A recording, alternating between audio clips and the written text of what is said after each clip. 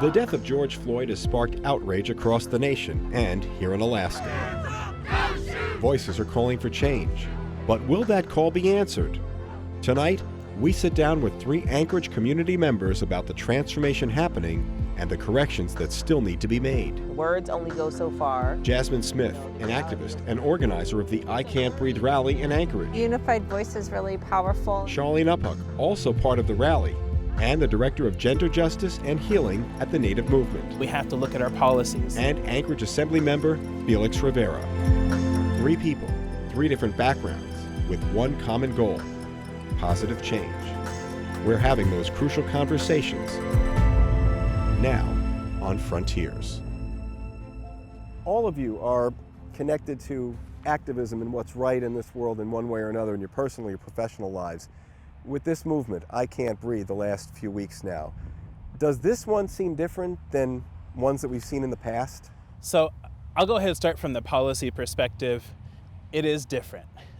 We are getting numerous calls for action from the community with very specific and detailed policy suggestions that folks are demanding that we look into. I haven't seen that kind of wave of community activism. So for me, this is very different from anything we've ever seen. I think it's different because we're kind of at that point where we're like, enough is enough. We're fed up. I think it's the beauty of technology is it's not hidden anymore. So we are finally reaffirming what we know have been happening for hundreds of years to us. And I think we're just at that point where we're just tired. Enough is enough. Mm-hmm. Charlene, have you seen and heard reaction from your community as well? Yeah, I think kind of blending actually both of their responses is that our community, much like Jasmin is saying, has been facing and battling this and trying to rise up over this for a really long time. So for us, this isn't a new issue, and we've been aware of it. We've been experiencing it for a really long time. But I do think it has taken a lot of coalition building in order to mobilize and to have a unified front. And that's what I think is really growing in a good way. Let's talk police now. What's the message to the police who are trying to do the right thing here to keep the peace and to police the way they should be doing? Truthfully speaking, even that's subjective. I mean, if there was this consensus or feeling that every police has done it the right way and it's good and they're trying their best, we wouldn't have the problems that we have now. I recognize that there are some good police. I've met some of them are amazing, but there are some bad ones and there's some policies and things that have to change. So, what I would tell the police and the police chief and all them right now is please be open to candid conversations. There has to be honest talks about experiences and what's happening in order to rebuild trust. Coming from an Alaska Native community and perspective, I've heard a lot of stories from friends and families and personal interactions with the police that wouldn't portray them in the best light.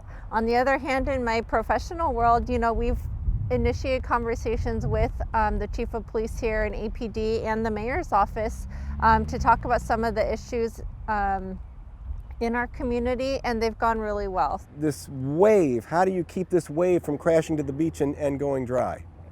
Yeah, I don't know. That's a big question. I think having a unified voice is really powerful, and being able to have that coalition is a really wonderful step forward that I think has been.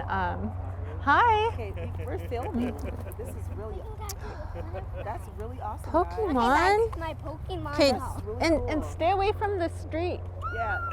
Now we've got the really important stuff, folks, okay? Like you got a Pokeball, that's awesome. Never mind statues coming down, never mind any of this. I need some attention, and right. I need it now, Mom.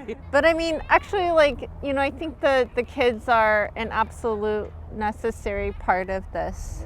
Yeah. And we do this work, oftentimes, sometimes in Indigenous cultures, we say for the next 7 generations. And, I brought my son to the rally, the first rally that Jasmin organized and we partnered with.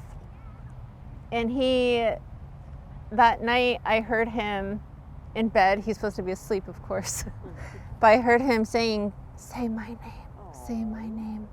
And he said, my name is Evan LeClon.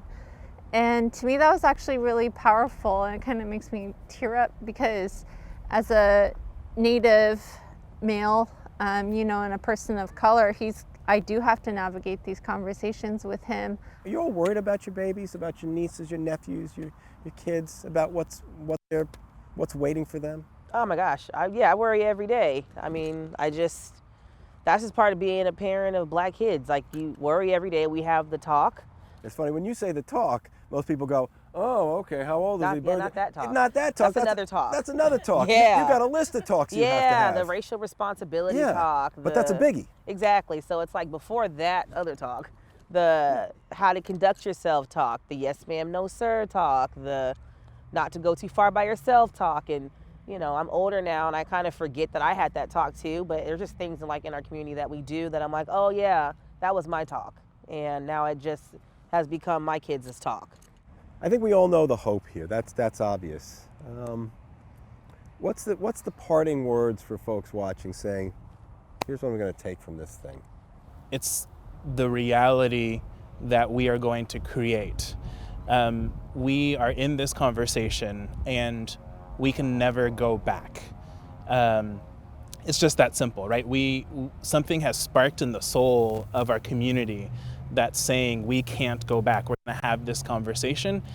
And so I look forward to the community engaging in this conversation and the community having really these heartfelt, tough, difficult, sensitive conversations, but realizing that we have to move forward and we have to do this systemically, and we have to look at our policies. Systemic violence is across so many sectors, and there's so many pieces, and you know, racism, capitalism, sexism, all of these things uphold one another. And so what we're really undoing is not just racism. We're really trying to undo a whole system of oppression that's lasted over decades of time and disproportionately been at the, you know, hurting Black people and Indigenous people and people of color. My hope is that other communities of color, including my own, understand how much power we do have. And we do have a voice, and as long as we're committed and dedicated and see it through, we can make change. Three of you, thank you for coming today. The three of you are doing great work in your respective areas, and you're the ones who are the seeds of change helping this thing move forward. Thank you all for coming, and keep up the good work.